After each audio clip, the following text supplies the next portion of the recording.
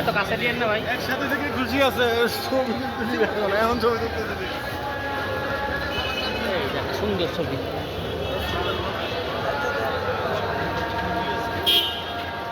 দেখেন দেখেন এদিকে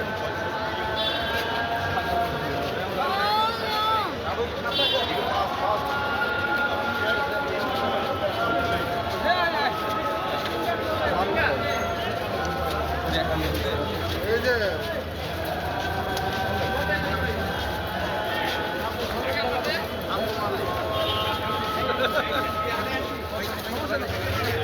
এরপর শেষ আমরা